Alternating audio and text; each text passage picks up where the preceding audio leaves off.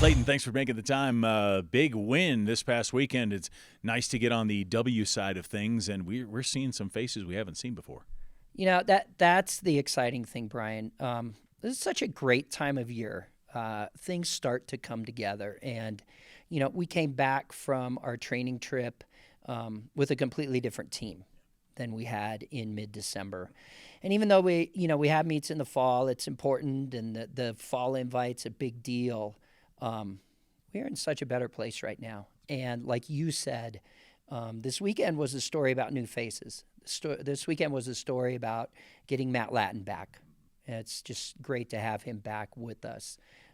It's about freshmen winning their first ever college races, whether that's James Winterfield, who won a couple races over the weekend, Anthony Sebastian. Well, actually, both of our breaststroke winners. That's a super strong event for us. We have two great returners, upperclassmen, and yet we had two freshmen who won the breaststrokes, Bryden Rosales and Anthony Sebastian. So super excited about that. If we are going to compete for a conference championship, the only way we do that is we have everybody hitting their peak at the same time. That's the only way we can do it. We don't have the superstars to overwhelm people with a small group of guys. We've got to all be there. And that's what's really exciting is we're seeing people winning from all over, from every class, and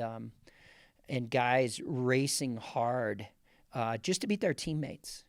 And so it was a great weekend, super exciting. None of the times will blow you away, but if you know what's behind that, if you know the work that we've been doing, if you know how we just continue to press and press and press in terms of getting the work done so that we can get that last bit of work in before we start resting and peaking for the WAC championships. How much has Wenjiang meant to this team? You've got these young guys who see him every day, see his work ethic, see him continue to just get better every time he swims. How much does one swimmer like that do for a team? Well, the exciting thing about Wen is he's not the first. Wen had a Zach Nelson that was in his squad that they hung out together. They qualified for NCAAs when Zach was a senior, Wen was a freshman. So this is really about continuation. And Zach Nelson wasn't alone. Zach Nelson had the guys before him, the Zach Kanokis and the Michael Barnoskis. So it's a continuation, and it's what we talk about at the Air Force Academy. It's a leadership laboratory. As a fourth classman, you're looking up to the firsties. And to have a guy like Wen, even though it's a continuation, Wen's completely different than what we've had. He is amazing in terms of what he does, in terms of just the character he brings to the pool every day, the work ethic, he's really a partner. He and I talk a lot about what we're doing, why we're doing it, and how do we do it better, and how do we get that extra little bit out of him. He's got new tools in his toolbox this year, and we have seen them.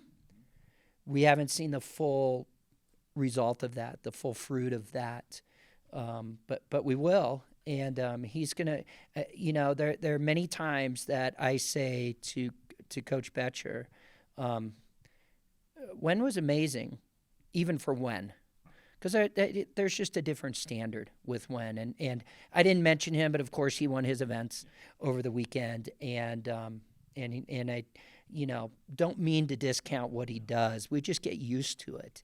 And, so he's amazing. He's an amazing role model. And that whole class with Matthew and Gabe and Tori, each of them lead their groups, and each of them, bring a different style of leadership, but each of them bring leadership to their groups to say to the young guys, hey, this is how we do it here. And this is what makes us successful. And let's all get in line and let's get to work. We'll make it happen. It certainly seems like you made it happen last weekend. This weekend, more teams coming in, BYU, one of those teams, always very, very competitive. What do you want to see from your team in the water this week? Well, we're about getting better with every swim. You know, when we stood up last week, we had basically 5 race days left of practice before the conference championship. Now we have 3. And we may be able to grab 1 or 2 other at Denver First Chance for some of the guys, but not everyone will go to that. So we have 3 race days. So every time they step up on the block, we are looking for getting everything they can out of that performance. It may not be their best event. It may not be even one of their conference events, but it's an opportunity to work on the details. We want to get better on the details. We want to take care of business. Everything's going to be tighter, faster, more competitive this week as we have more teams here. And certainly, like you said, BYU is a very strong team. And they just crushed us last year. So we were COVID depleted. We scrambled, even put coaches on the deck because I missed a trip and coach missed a trip. So it was kind of a debacle. So we're certainly looking forward to having the full team and having, being at full force when we race them and to be a lot more competitive. Would you say you're more optimistic after last weekend than maybe you were going into it? A couple of things have happened. Yeah, I am more optimistic. I've seen how we've been training, and you look at what we have, and when the guys walk into the weight room, our strength and conditioning coach, who hasn't seen him for a couple of weeks, he notices. Coach Raines notices how great they look, how fit they are. So that's part of it. I think we know what we have. It's always great when you see it come out, and it's always great when you see people other than the same people swimming fast and winning events. And again, that's what we need. We need everybody to be ready to go. All right. Rob Clayton, thanks for the time. Good luck this weekend. Thanks, Brian.